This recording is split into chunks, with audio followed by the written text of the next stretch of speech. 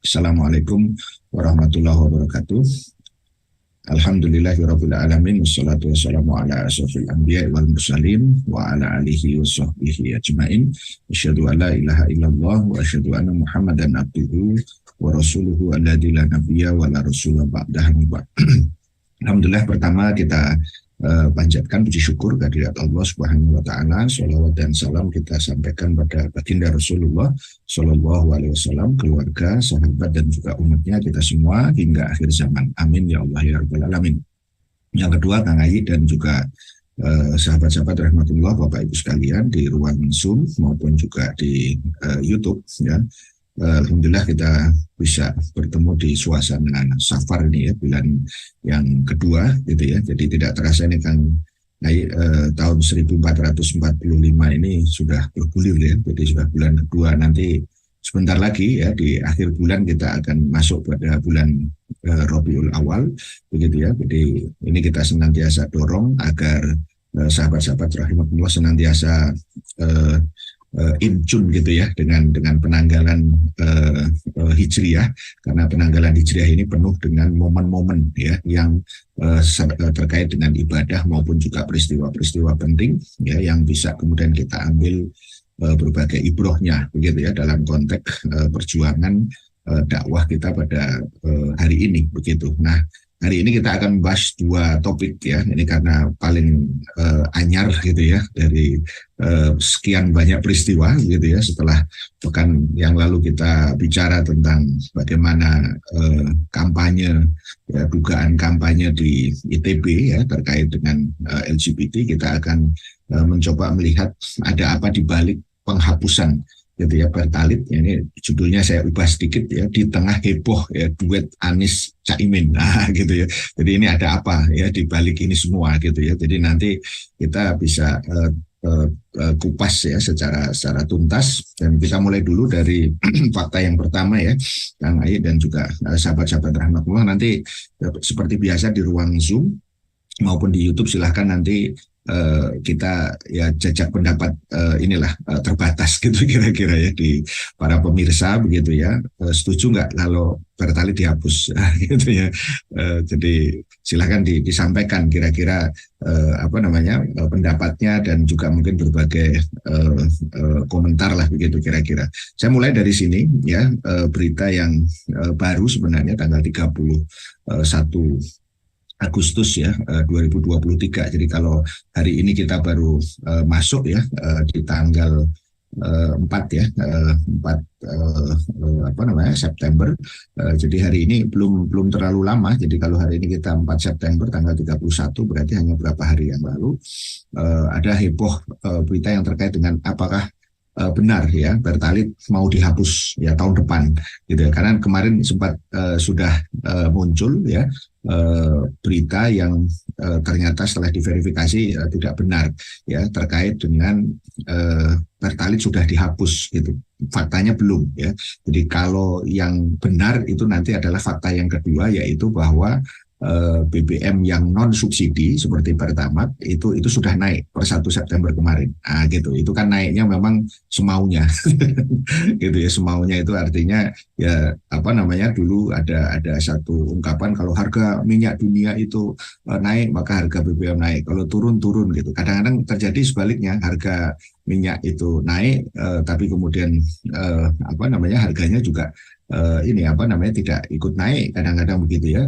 Tapi sebaliknya juga ketika dia turun juga belum tentu ikut turun begitu ya harga di pasar itu gitu. Jadi apa penjelasan dari Menteri SDM terkait dengan isu apakah benar Pertalite mau dihapus tahun depan? Jadi ini masih dalam tahap awal sehingga ini perlu kemudian kita ingatkan kembali tentang berbagai hal begitu ya. Jadi beritanya kita lihat di situ bahwa direncanakan Pertamina itu akan menghapus BBM jenis Pertalite RON 90 gitu ya, dan digantikan dengan Pertamax Green RON 92 mulai tahun depan sebagai bagian dari program Langit Biru ya tahap kedua dengan penggunaan bahan bakar rendah emisi.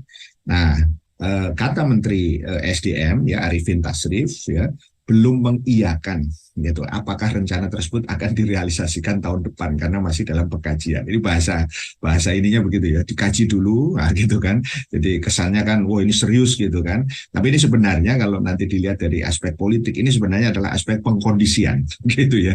Jadi pengkondisian ya, dulu kita masih ingat gitu ya, sebelumnya ya premium juga begitu gitu ya. Premium awalnya itu akan dihapus, gitu kan. Ya dikaji dulu, wah jadi kesannya itu memang serius begitu kan. Nah setelah itu kemudian tahu-tahu hilang kan premium begitu kan. Nah ini Pertalite yang sekarang paling boleh dibilang paling rendah ya dari jenis BBM yang ada ya yang dijual hari ini, itu diwacanakan akan dihapus ya. Tentu kan jawaban normatifnya dari Menteri kan sedang dikaji gitu ya, jadi belum mengiyakan. Namunnya ini penting. Ia mengatakan Pertamina memang terus mencari jenis BBM yang lebih ramah lingkungan. Semakin tinggi nilai oktan, semakin baik untuk menekan emisi. Nah, gitu. Itu poinnya, apa namanya? Alasannya karena oktan ya, numbernya makin tinggi, makin bagus bila mengurangi emisi. Mungkin sekilas itu sesuatu yang logis ya, karena ya tentu semakin apa tinggi ya semakin baik ya, mestinya begitu. Tapi pertanyaannya kenapa kemudian harganya semakin naik? Tentu ini menjadi penting gitu ya untuk kemudian nanti dikaji gitu ya. Nah, terlebih lagi ya kata Arifin ya akan lebih baik lagi bila bahan bakunya menggunakan campuran bahan bakar ya terbarukan seperti etanol ya untuk pembuatan pertama green ya 92. Nah, campuran etanol yang kini mulai diproduksi di Indonesia sekaligus akan mengurangi ketergantungan impor minyak ya mentah ya nasional ya yang ada di situ. Nah, kemudian saat ini juga kita lagi rame nih isu kan terutama di Jakarta begitu ya terkait dengan polusi udara gitu ya. Jadi baru heboh sekarang padahal sebenarnya ya kita tahu kondisinya itu ya sekarang sudah dari dulu sebenarnya, khususnya wilayah tadi ya Jabodetabek ya. Jadi sektor transportasi dianggap pemerintah menjadi kontributor terbesar ya polusi udara. Karena itu ia mengatakan, si Arifin tadi itu, penghasil utama emisi ini harus menjadi sasaran kebijakan pemerintah gitu ya. Selain sektor transportasi, dia tidak menampik sektor industri juga menjadi penyumbang emisi. Oleh karena itu juga pemerintah telah menyiapkan sanksi yang tegas. Jadi sebelumnya ya sekali lagi PT Pertamina itu sudah mengungkap ya telah berencana untuk menghapuskan BBM ya Pertalite. Sekali lagi saya garis bawahi biar nanti tidak muncul spekulasi. Jadi rencananya itu adalah menghapus BBM Pertalite bersubsidi mulai tahun depan. Jadi nanti tidak ada lagi rencananya bahan bakar yang bersubsidi ya digantikan ya. Nah, tapi ini yang menarik itu kata-kata begini Kang Ayi ya. Tapi bahan bakar bersubsidi itu akan diganti dengan Pertamax Green 92, tetapi tetap mendapat subsidi. gitu. Jadi bahasa-bahasa kayak gini ini sebenarnya kita tadi menjadi problem begitu ya. Jadi dari direkturnya, nah ini kata direktur Pertamina Bu Nika ini mengatakan rencana penghapusan ini adalah bagian dari program Langit Biru. Wah gitu ya. Jadi sebenarnya dari sini kita sudah melihat begitu ya, memang ada sinyal yang kuat gitu ya untuk menurunkan emisi gas rumah kaca.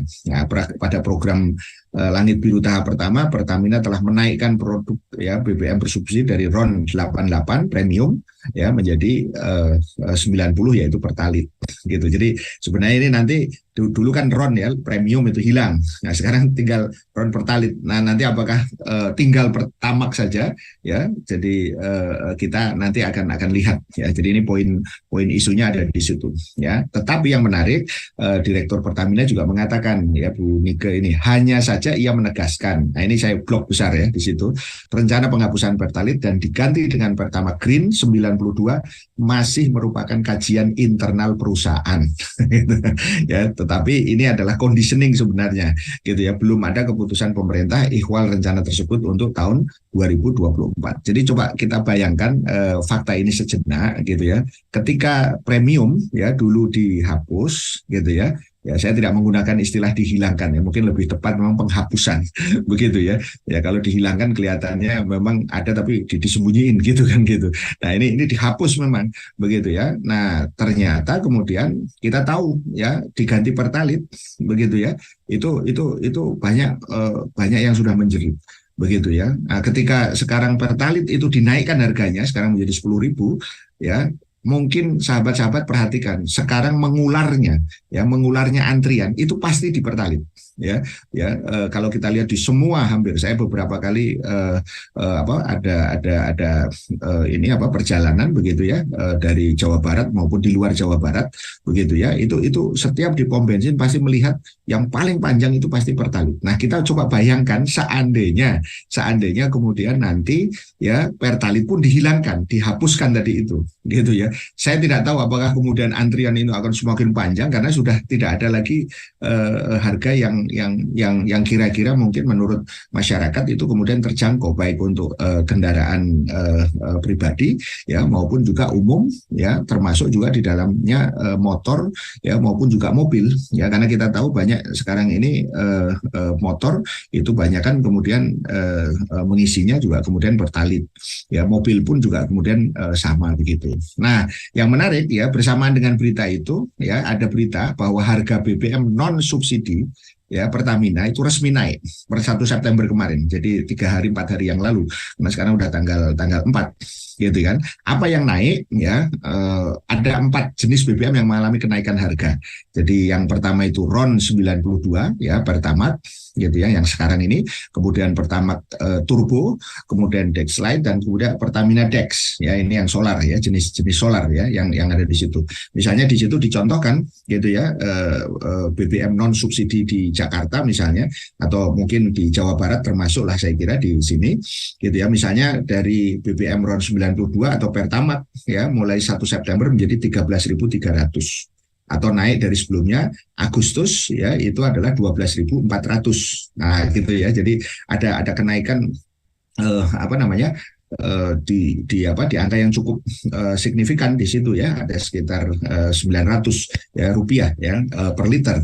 Kemudian Pertamax Turbo juga naik dari 15.900 per liter ya, sebelumnya itu adalah 14.400 per Agustus ya. Kemudian Dexlite ya dibanderol 16.350 per liter ya dari sebelumnya 13.950, dan juga Pertamina Dex ya mulai 1 September juga dijual 16.900 per liter dari sebelumnya 14.350. Jadi dari sini saya ingin memilah ada 2 isu di situ ya, Kang Ai dan sahabat-sahabat rahmatullah Bapak Ibu sekalian, yang menjadi wacana itu ya yang sedang dikaji itu pertalit mau dihapuskan katanya tahun depan gitu ya. Nah sementara yang non subsidi ya, konon yang non subsidi ya mulai dari Pertamax kemudian Pertamax Turbo, Dexlite dan kemudian Pertamina Dex itu sudah naik gitu ya, sesuai dengan kebijakan pemerintah gitu ya. Padahal kita tahu apakah sedang ada kenaikan, kita hari ini saya kira tidak ada hal yang kemudian terjadi sebenarnya. Padahal dulu ya nanti naik turun gitu kan kira-kira. Sekarang ini naik ya kita tidak tahu apakah ini konsisten atau tidak. Tentu kita bisa menilai. Dan ada berita lagi yang juga terkait dengan ini, Pertamina hanya jual 3 produk BBM bensin mulai tahun depan. Apa yang dimaksud? Ya ini sebenarnya sudah indikasi kan. Tadi ada rencana tadi, walaupun katanya dikaji tapi kan menunggu pemerintah. Nah yang menarik ini Pertamina sudah mengatakan hanya akan menjual 3 produk. Jadi pertama Pertamax Green tadi yang 92 yang menggantikan Pertalite, kemudian Pertamax Green yang 95 dan Pertamax Turbo ya RON 98 mulai tahun depan gitu ya. Jadi ini kata daripada Direktur Utama Pertamina Nike Widiawati. Jadi sekali lagi kita katakan bahwa rencana ini itu ada terkait dengan Pertalite. Makanya judul kita adalah tentang Pertalite. Sementara yang sudah naik itu adalah yang non subsidi tadi itu, Pertamax kemudian Pertamax Turbo maupun Dexlite ya yang ada di situ. Nah, sedikit ini pengetahuan saja. Jadi Pertamax Green yang 92 yang dimaksud itu adalah hasil pencampuran BBM. ya dengan nilai oktan 90 atau yang dikenal dengan Pertalite ya sekarang ini dengan bioetanol. Begitu juga dengan Pertamax Green 95, itulah percampuran Pertamax 92 ya ronnya ya dengan bioetanol. Artinya Pak, setiap ya dicampur dengan bioetanol maka nilai oktan bensin akan meningkat dari bensin yang murni hanya berbasiskan minyak dari fosil tadi itu. Ya, kita nanti akan lihat ya bioetanolnya siapa yang menguasai juga gitu kan. Jadi yang sebagai bahan pencampurnya tadi itu. Jadi poin pentingnya adalah masyarakat tahunya harga itu naik gitu ya. Jadi dalam konteks yang non subsidi, sementara kemudian yang Pertalite yang katanya subsidi itu direncanakan tahun depan. Jadi tahun depan itu tahun 2024 itu heboh banyak hal ya. Pertama mungkin heboh politik gitu ya, nanti yang kita akan bahas. Yang kedua tentu adalah heboh yang terkait dengan tadi bahan bakar ini, karena kita memprediksi tahun depan ya sebagaimana yang sudah pernah kita lakukan sebelumnya, ini memang terus kemudian dilakukan dalam konteks yang terkait dengan liberalisasi ekonomi. Jadi saya ingin mengatakan inilah yang disebut ya rencana kenaikan Pertalite tadi itu sebagaimana dulu ya premium itu adalah fenomena gunung es. Ini hanya apa ya kalau saya boleh mengatakan ya cara pemerintah saja untuk kemudian terus ya melakukan bisnis begitu ya dengan rakyat begitu ya. Jadi dari sini kita bisa melihat bahwa rakyat itu memang menjadi objek ya daripada bisnis yang terkait dengan BBM ini begitu ya. Nah, sehingga dari sini kita bisa melihat fenomena sebelumnya. Nah, kita lihat ya agar nanti secara politik kita tahu secara utuh begitu ya. Jadi tahun 22 kemarin ya 2022 bulan September, jadi tepat 1 tahun nih tepat 1 tahun yang lalu begitu kira-kira, kita tahu waktu itu Pertalite naik harganya ya, harga lamanya waktu itu 7.000 kan, 7.650, biar ini kita nggak lupa karena kita ini kan sering lupa ya, susah hafal gitu ya, jadi ya mudah lupa susah hafal gitu. Harganya waktu itu adalah 7.650, kemudian naik 10.000 gitu ya. Sementara biosolar waktu itu dari 5.150 menjadi 6.800. Ya, Pertamax pada waktu itu dari 12.500 menjadi 14.500. Kemudian tadi naik lagi, turun lagi dan seterusnya begitu.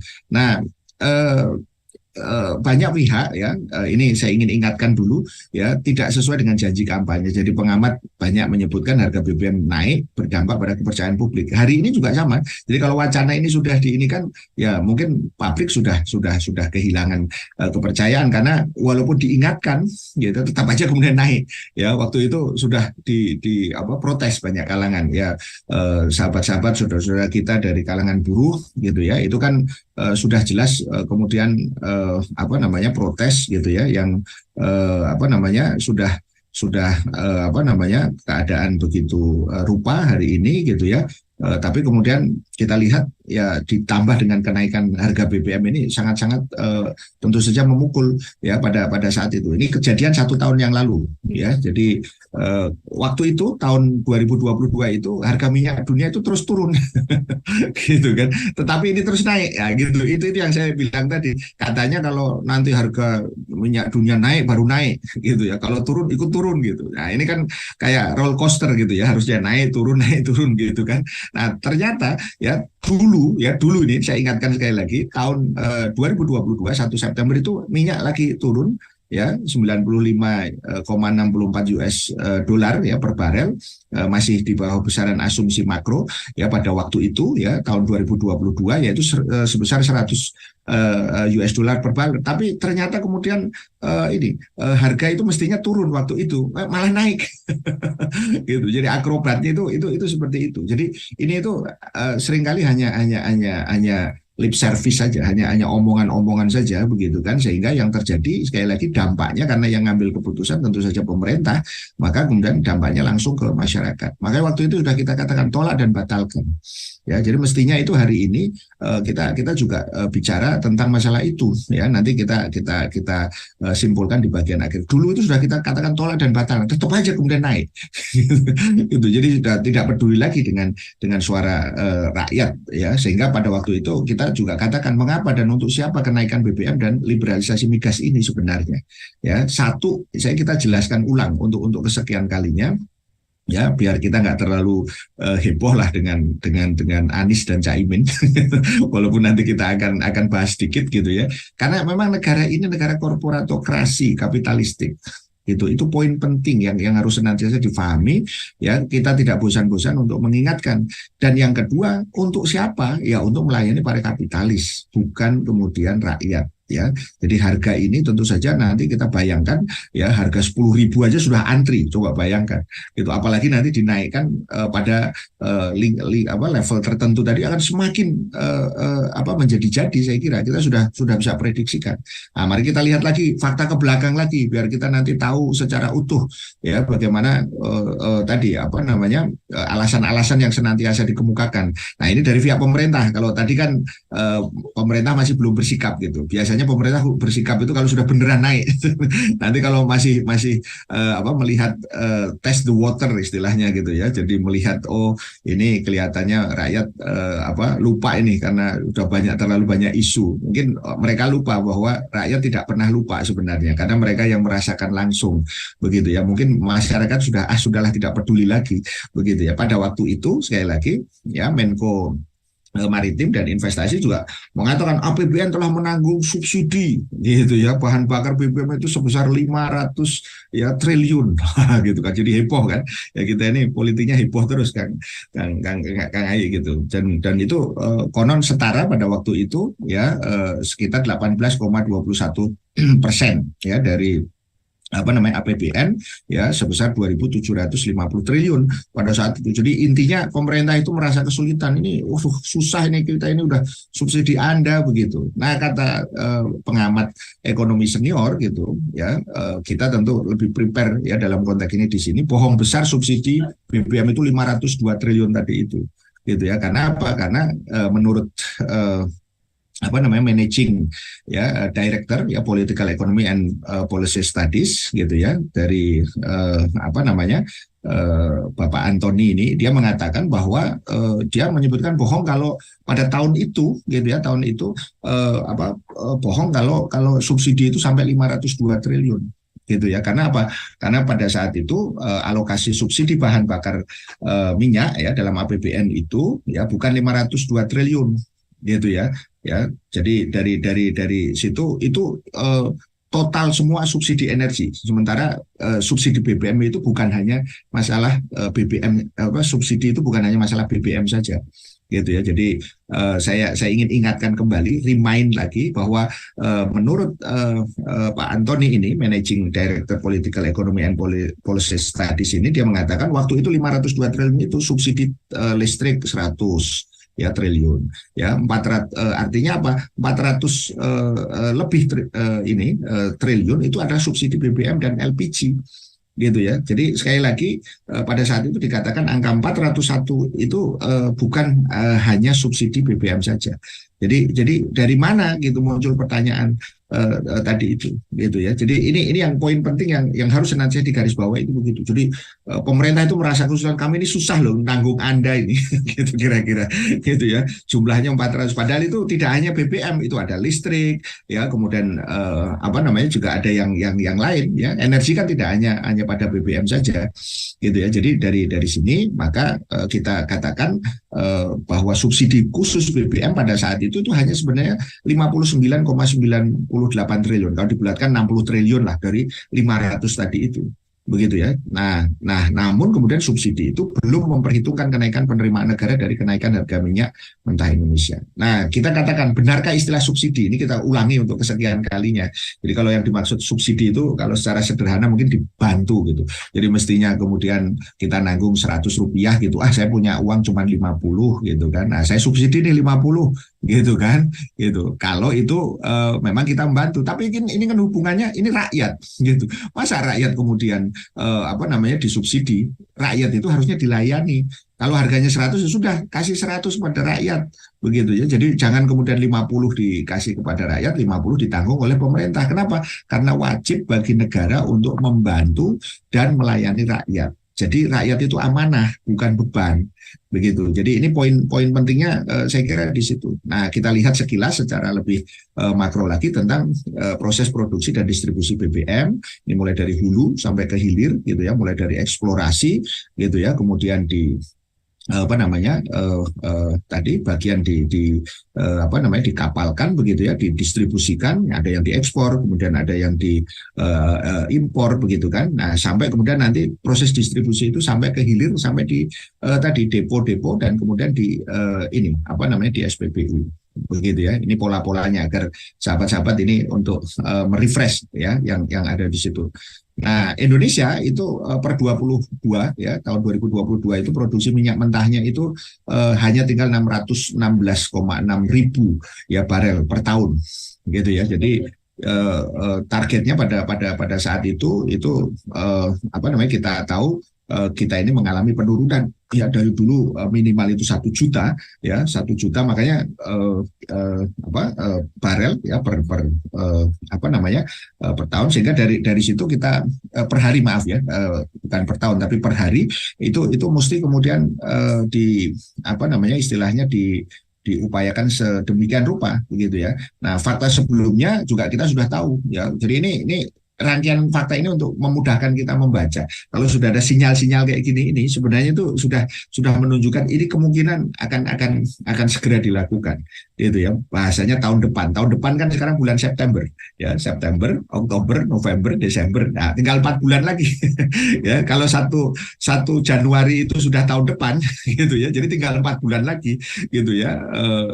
Apa bagaimana kemudian orang melakukan apa persiapan ya dalam konteks itu. Waktu itu Pak Luhut juga mengatakan begitu, gitu ya, BBM jenis pertalit ya hingga LPG gitu ya. LPG juga sekarang juga ada isu tersendiri gitu ya, tapi kita tidak bahas dulu untuk sekarang ya. Nanti akan terjadi kenaikan. Waktu itu ngomong pertama pertalit gitu, kalau premium belum gitu kan, gitu ya. Juga kemudian LPG 3 kilo ya akan naik, jadi bertahap 1 April, nanti Juli, bulan September, dan seterusnya. Sekarang kita bisa lihat harga-harganya sudah naik semua, gitu kan, yang ada di sini. Sementara sisi yang lain ya, Menteri Keuangan mengatakan Pertamina rugi 191 triliun ya, PLN rugi 71 triliun gitu. Coba bayangkan ya, sebenarnya itu Pertamina itu untung atau rugi sih gitu. Kata Menteri Keuangan ya jelas rugi, wong menteri yang ngomong gitu kan. Artinya kan ada masalah sebenarnya di situ. Masalahnya di mana kok rugi? Apakah karena menanggung tadi apa namanya istilahnya subsidi sehingga rugi, atau sebenarnya ada faktor lain, yaitu apa, terjadinya apa yang kita sebut sebagai swastanisasi tadi itu begitu ya. Nah, jadi saya ingin ingatkan sekali lagi, dulu pun sudah banyak penolakan dari masyarakat terkait dengan kenaikan harga BBM tadi itu. Mau dulu jenisnya pertalit, sekarang kemudian yang dikaitkan ini adalah nanti jenisnya adalah pertalitnya mau dihilangkan, dan yang lain sudah dinaikkan sebenarnya per 1 September tadi itu. Ya, jadi saya ingin katakan poin utamanya di situ. Ya, jadi berarti apa? Berarti kenaikan itu tidak bisa dibiarkan begitu saja. Karena ada 7 argumen, ya, 7 argumen untuk tetap menolak rencana tersebut. Ini secara makro kita lihat. Gitu. Yang pertama itu apa? Bahwa kenaikan ya BBM itu pasti akan meningkatkan inflasi hingga kondisi ekonomi rakyat yang belum sepenuhnya pulih ya akibat pandemi, dan akan semakin susah. Itu sudah pasti itu, gitu ya. Jadi sekarang pun keadaan ekonomi belum cukup stabil begitu ya. Kita bisa melihat begitu ya. Kalau nanti pertalit itu kemudian dihapus gitu, yang ada tinggal Pertamax ya, green tadi itu yang 92, kita sudah bisa membayangkan beban itu akan pasti bertambah. Gitu ya, dengan kenaikan BBM maka inflasi atau kenaikan harga itu pasti akan mengalami lonjakan. Ini kita sudah bisa prediksikan tahun depan, apalagi tahun depan itu menurut sebagian kalangan itu sebuah tahun politik gitu ya. Nah, ini poin pertama itu tentang argumennya. Kemudian argumen kedua untuk menolak ini liberalisasi. Ini yang penting ya, dari sektor migas menyebabkan harga BBM menjadi lebih mahal ya dari yang seharusnya gitu ya. Jadi yang seharusnya apa namanya biaya tadi apa namanya produksinya itu lebih rendah begitu ya, ternyata kemudian karena tadi ya swasta itu diberikan peluang yang sama dengan BUMN begitu ya, sehingga yang terjadi akhirnya apa, terjadi persaingan antara pemerintah sendiri dengan atau BUMN tadi dengan swasta. Ini yang poin pentingnya begitu ya. Jadi aspek liberalisasi itu artinya menyerahkan gitu ya tanggung jawab tadi itu kepada swasta tadi itu. Sementara kemudian kita bisa melihat ya justru hari ini ya rakyat itu seharusnya kemudian justru yang diprioritaskan begitu ya, sehingga dari sini kita bisa melihat ya poin dari liberalisasi sektor migas itu dengan mendorong swasta terlibat. Kondisi ini sangat kontras nanti dengan ajaran Islam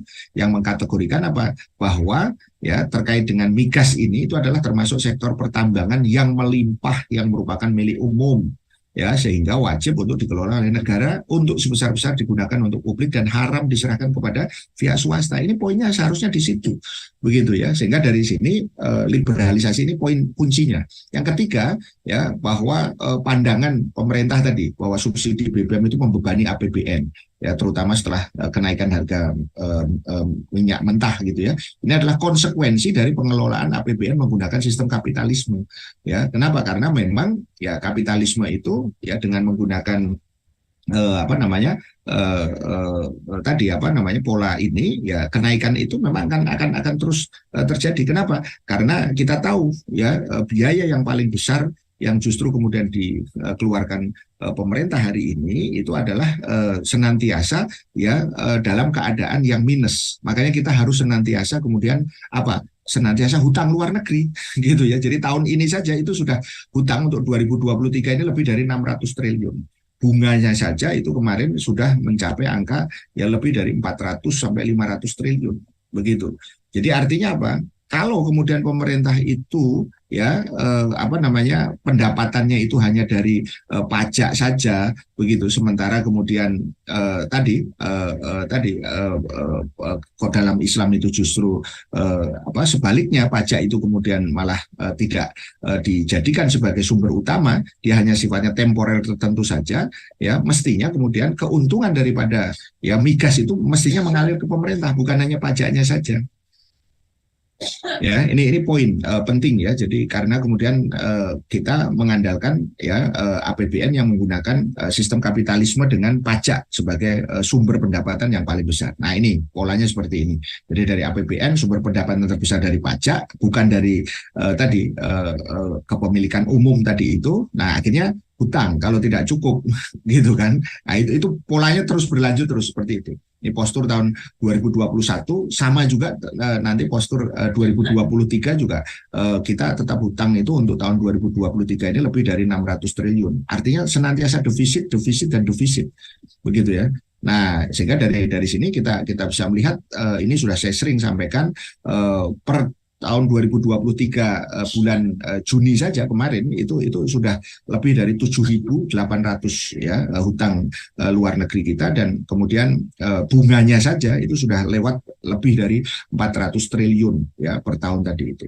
Nah, poin keempatnya apa argumennya? Selama ini pemerintah tidak memiliki political will. Nah, ini poin penting yang cukup untuk membangun kilang, sehingga permintaan BBM impor itu terus meningkat. Dan energi security, jadi keamanan energi di Indonesia menjadi sangat rentan gitu ya. Jadi lebih dari 30 tahun kapasitas kilang Pertamina itu tidak bertambah begitu ya, sehingga saya ingin katakan bahwa political will ini yang kemudian senantiasa dipersoalkan orang. Misalnya begini ya, cadangan BBM ya Indonesia itu, sahabat-sahabat rahimahkumullah, itu hanya 20 hari. Maksudnya apa? 20 hari ke depan kalau seandainya ya ini kita berpikir secara kondisi terburuk gitu ya, itu 20 hari diisolasi itu habis itu BBM gitu ya. Jadi artinya tidak aman. Ya, jauh lebih rendah daripada misalnya Singapura saja. Ya, coba bayangkan Singapura yang nggak punya tambang itu 90 hari. Jepang 185 hari, Korea 192, Amerika itu 336 hari. Setahun diblok itu nggak ada masalah. Gitu. Jadi kalau ada embargo, ini Indonesia rawan sekali. begitu. Apalagi kita tahu kan beberapa kejadian ya, apalagi terkait dengan kilang minyak beberapa waktu yang lalu kan, kasus terjadi kebakaran-kebakaran ya yang ada. Ya, berapa sih kilang minyak Indonesia? Gitu kan, kata kata Pertamina itu kami ada 6 kilang gitu dengan kapasitas terpasang 1 juta barel per hari, begitu kan. Jadi dia mengatakan ya membutuhkan investasi lagi, begitu ya. Jadi yang cukup ya dianggap tua gitu ya, itu kilang Balongan, karena kilang Balongan itu dibangun tahun 1990, beroperasi tahun 1994, begitu ya. Yang lainnya itu ada di lokasi misalnya seperti Dumai ya, Pelaju, di Cilacap, begitu ya. Jadi poinnya di situ. Nah, kemudian yang poin kelima itu mahalnya harga BBM itu karena memang pemerintah mengenakan komponen PPN dan pajak BBM daerah pada harga jual ya, sehingga di antara komponen yang di tingkat konsumen itu PPN 10%, 5% untuk BBM daerah. Jadi ini yang kemudian akhirnya menambah.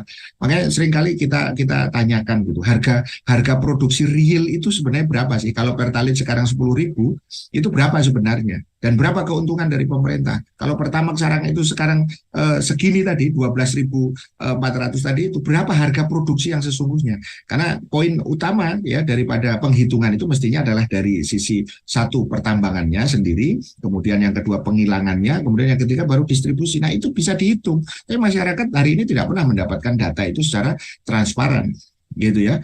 Nah, sementara kita katakan pajak itu jelas haram karena tidak akan diterapkan ya oleh negara. Jadi pajak itu hanya akan dikenakan kepada individu yang mampu ya di saat pendapatan negara tidak cukup. Nah, gitu loh. Itu poinnya. Nah, kalau sekarang dalam keadaan apapun tetap aja dipajak ya. Ya wajar saja kalau kemudian harga semakin naik. Begitu ya. Nah, keenam ya, mahalnya ya daripada harga BBM ini juga tidak semata-mata karena faktor supply demand ya untuk konsumsi dan cadangan di sektornya, tapi dipengaruhi juga oleh demand untuk spekulasi di pasar ya, di komoditas berjangka. Maka ini karena diperjualbelikan ya, maka kita bisa melihat ya, kalau mengacu pada syariat Islam, pasar komoditas berjangka ini faktanya memperjualbelikan komoditas yang tidak mereka miliki atau belum sempurna. Ya, dengan demikian pasar ini ya itu bertentangan dengan syariat.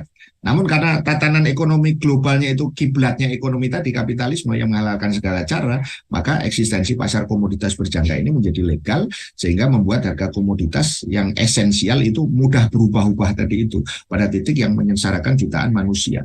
Gitu ya. Jadi ini poinnya, sehingga tadi diperdagangkan ya minyak ini karena kemudian aspek sistem kapitalis itu ya, menurut kesaksian dari spesialis komoditas ya Michael Master tahun 2009 pada Kongres Amerika, pasar berjangka minyak secara rutin memperdagangkan lebih dari 1 miliar barel minyak per hari, gitu ya. Jadi dari situ kemudian tadi ada harga-harga yang senantiasa berspekulasi tadi itu ya. Dan yang ketujuh, perdagangan minyak dunia itu dilakukan dengan standar mata uang US dollar. Nah, ini penting dari sisi moneternya gitu ya, bahwa ya uang dolar itu sejak tahun 1970 telah dihilangkan ya dengan berbasiskan emas, sehingga FIT menjadi flat money ya, menjadi fiat money mas ya, yang sangat rentan untuk menimbulkan inflasi tadi itu, gitu ya. Sehingga ini yang menyebabkan tren harga minyak dunia cenderung naik gitu ya. Nah, makanya konteksnya saatnya menghentikan tata dunia yang zolim ya, dengan melandaskan perdagangan hanya dengan alat tukar yang memiliki nilai intrinsik ya, yaitu emas dan perak. Ya, ini yang kemudian di dalam Islam disebut dinar dan dirham. Jadi ini 7 poin yang ingin saya sampaikan secara makro ya. Makanya kemudian tugas negara itu adalah mengurusi dan melayani, bukan berdagang, gitu ya. Jadi ini poinnya, hubungan yang harus dibangun adalah hubungan yang melayani ya, dan meringankan beban rakyat, bukan berdagang dengan logika untung rugi. Maka Rasulullah SAW katakan al-imamur ra'in wa huwa mas'ulun an ra'iyatihi. Imam atau seorang khalifah itu adalah ra'in ya, sebagai pengurus gitu ya, dan dia bertanggung jawab atas pengurusan rakyatnya tadi itu. Kemudian yang kedua juga, negara harus memberi perlindungan kepada rakyat ya, menjadi junah perisai ya, di tengah gempuran ideologi kapitalisme liberal ini. Negara harus menjadi pelindung dengan mengambil sejumlah kebijakan proteksi untuk menyelamatkan nasib dari rakyat tadi itu, gitu. Jadi organisasi negara sebagai organ kekuasaan wajib menjaga dan melindungi rakyat, bukan menyerahkan leher rakyat ya pada mekanisme ekonomi yang melayani kepentingan kapitalis oligarki tadi. Karena apa? Sekali lagi, ya baginda Rasul SAW itu kemudian bersabda, innamal imamu junnah yuqatalu min waraihi wa yutaqqabih. Begitu ya. Sehingga dari sini sesungguhnya ya apa namanya imam itu adalah apa namanya dalam konteks ini adalah sebagai perisai junah, ya di mana orang-orang akan berperang ya di belakangnya mendukung dan berlindung dari musuh dengan kekuasaan tersebut, gitu ya. Nah, sehingga dari sini kenaikan ya tadi ya yang sudah pasti, bahkan ini bukan hanya kenaikan tapi penghapusan ya bahasanya itu begitu ya. Ini adalah satu tindakan yang zolim dan jelas bahwa seluruh poin keempat ini ekonomi yang dihadapi hari ini itu akan mudah kalau kemudian negara itu mengambil Islam sebagai solusi, sehingga apa kekayaan alam ini termasuk migas itu tidak diserahkan kepada segelintir ya orang tadi itu. Nah, makanya kelima, desain pengelolaan ekonomi terutama penguasaan negara atas seluruh harta jenis milik umum harus segera dilakukan untuk masa depan Indonesia. Kenapa? Karena ini sejalan dengan sabda baginda Rasulullah SAW, al-muslimuna syuraka'u fi salasin fil kala wal ma' wan nar. Kaum muslim itu berserikat dalam 3 perkara, yaitu apa? Padang rumput, air, ya, dan juga api. Nah, inilah realita negara korporasi. Negara justru tidak hadir, negara gagal dalam melaksanakan fungsinya. Karena apa? Akar masalahnya menerapkan sekulerisme, kapitalisme, demokrasi. Akibatnya apa? Penyimpangan, ya, dan kemaksiatan. Ya, ini untuk kesekian kalinya kita perlihatkan secara makro negara korporasi itu seperti ini. Negara menjadi instrumen kepentingan bisnis, termasuk tadi terkait dengan migas, gitu ya, dan keputusan politik mengabdi pada pemilik modal. Apa sebenarnya yang apa namanya terjadi? Ya, peradaban material. Ini kita ingatkan berkali-kali, makanya tuntutan perubahan itu tidak boleh tidak harus gitu ya, tidak boleh tidak, itu harus tetap dilakukan. Disinilah saya kira pentingnya peran dakwah ya dalam konteks mengganti ya sistem yang sifatnya itu merusak tadi itu, begitu ya. Nah, kenapa? Kalau tidak, maka peran oligarki kapitalis makin dominan. Ya, bahaya oligark itu orangnya, oligarki itu sistemnya. Jadi bohong kalau kemudian yang terjadi itu bicara demokrasi. Yang terjadi itu sebenarnya oleh oligarki tadi itu, ya, di mana segelintir orang itu kemudian mengendalikan negara tadi itu. Ini teorinya, ya. Maka kita bisa melihat ini oligark di sisi kiri, government-nya, pemerintah di tengah, rakyat di sebelah kanan mendapatkan tulang, begitu kan? Ini saya kira dalam konteks BBM sangat relevan, dan itu tidak lepas tadi dari sekulerisme tadi, demokrasi dan kapitalisme. Karena apa? Sekulerisme itu adalah asasnya, ya, politiknya itu tadi demokrasi, ekonominya kapitalis. Apa yang kemudian terjadi?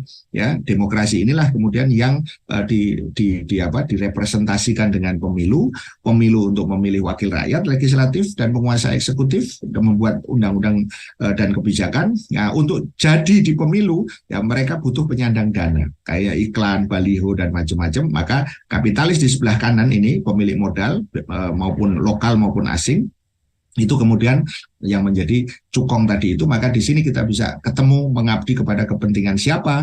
Setiap kebijakan dan undang-undang tentu kepada para pemilik modal. Nah, itu poinnya situ.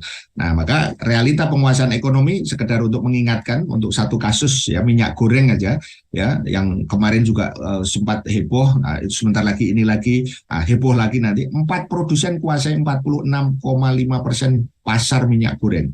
Kita sudah sampaikan negara ini dikuasai oleh segelintir mafia saja sebenarnya, gitu ya. Nah, 4 produsen, coba bayangkan 4 produsen ya, bukan 4%. 4 produsen kuasai 46,5% pasar. Nah, ini contoh untuk menguatkan apa yang kemudian tadi. Nah, sehingga dari sini kita bisa melihat orang yang kaya yang ada di Indonesia ya segelintir saja yang ada di sini, ya.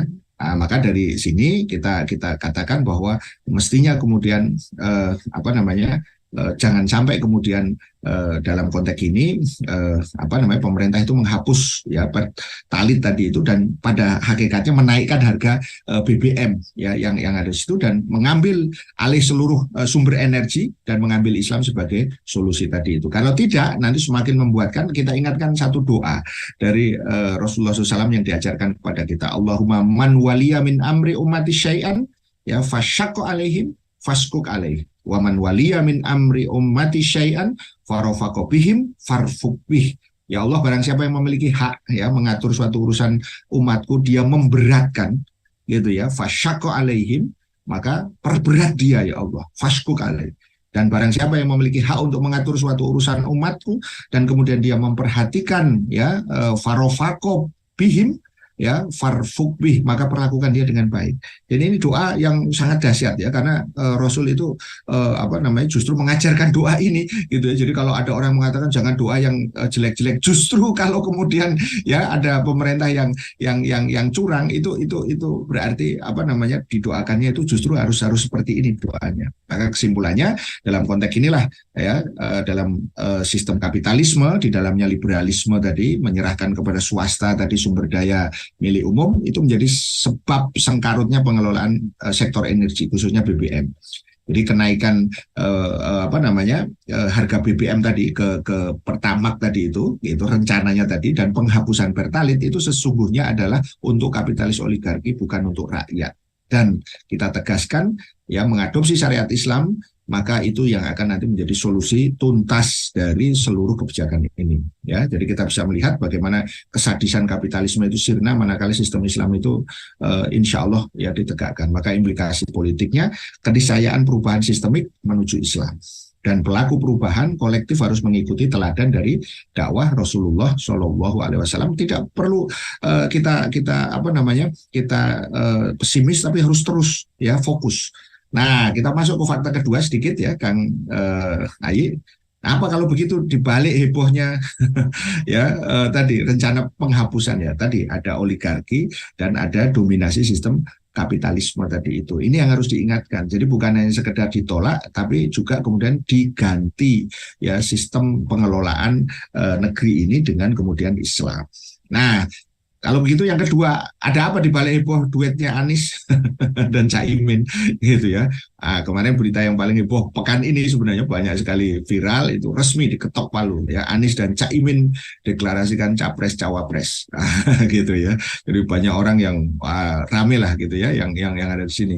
Karena katanya kan kemarin dia dengan si itu bukan, gitu kan, gitu kan. Kok tahu-tahu begini gitu ya. Ada seorang pengamat mengatakan begini. Wah, ini apa namanya belok tapi nggak pakai sen gitu ya. Jadi begitu belok langsung kemudian bablas begitu kan, kira-kira begitu ya. Nah, ini yang heboh ya, Demokrat ya, karena koalisi perubahan ini kan ada 3 ya, ada Nasdem gitu ya, kemudian ada PKS, ada kemudian ini Demokrat. Nah, Demokrat ini yang konon sudah ditawari untuk cawapres yaitu AHY. Nah, begitu kemudian ternyata nggak deklarasi, tahu-tahu deklarasinya kok malah dengan yang lain gitu ya. Demokrat mengatakan pengkhianat, wah gitu ya, gitu. Jadi berita terakhir mereka keluar secara resmi dari koalisi, gitu ya. Nah, tinggal berarti kalau begitu tinggal PKS. Begitu. Bagaimana PKS? Nah, PKS terkonfirmasi tidak hadir ya di deklarasi kemarin yang di Surabaya itu. Apakah hengkang? Gitu kan. Nah, kita lihat nanti. Ya, sejauh ini belum ada pernyataan resmi begitu ya, sehingga kita tunggu. Apa analisisnya? Kita tidak perlu kaget.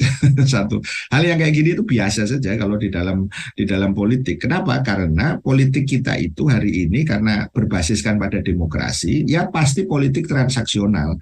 Kepentingannya kepentingan elit.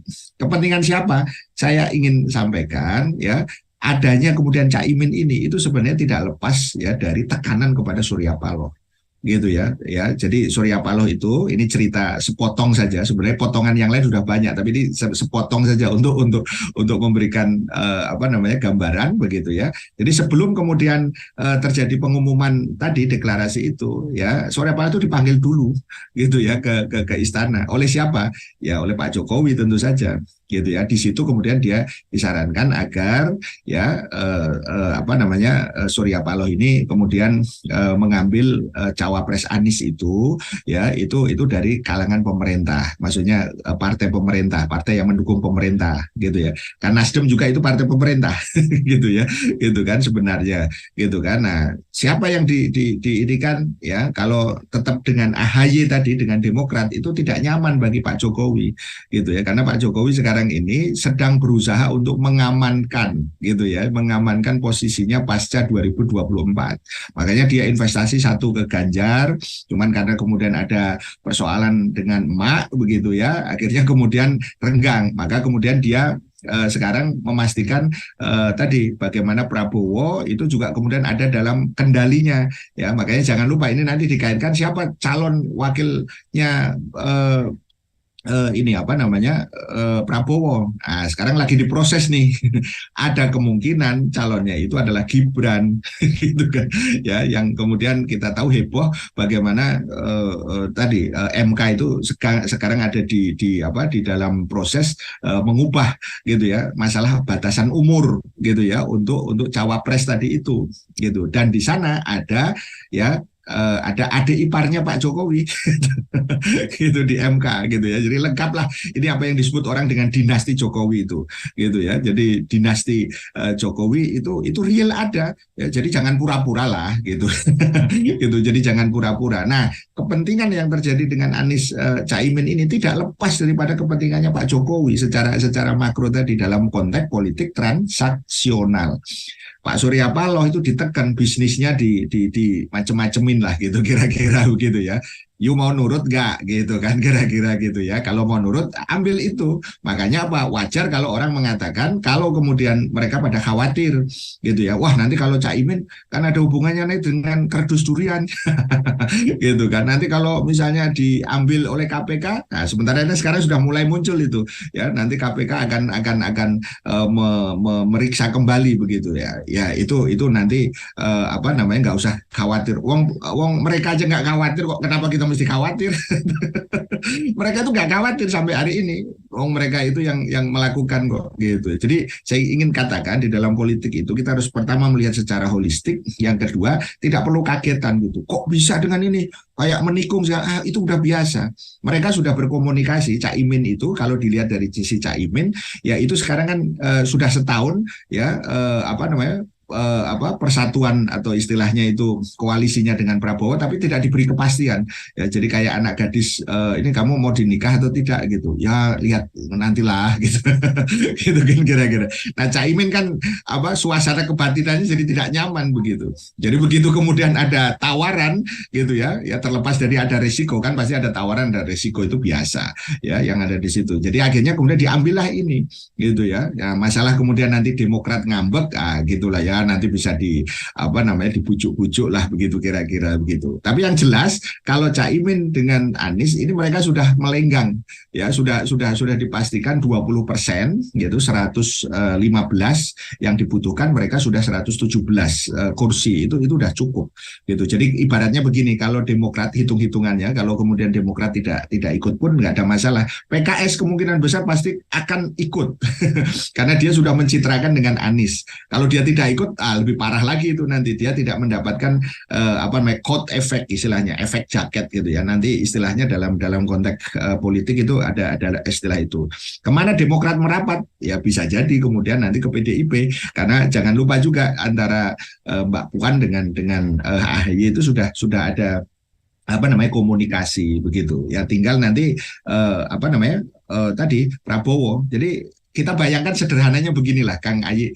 Jadi kalau ini benar-benar ya nanti sesuai dengan apa yang kita omongkan begitu. Semua ya calon presiden dan cawapres all president men. Itu poinnya di situ gitu. Jadi rakyat coba mikir ini ya kita ini. Jadi jangan sampai nanti yang penting pokoknya ya itu. Coba pikirkan ini karena ini ada sekedar politik transnasional di belakang layar. Gitu ya boleh percaya boleh tidak ya gitu ya tapi silakan begitu ya. Analisis makronya apa ini bagian tidak terpisahkan lagi-lagi dengan demokrasi yang dominasi oligarki.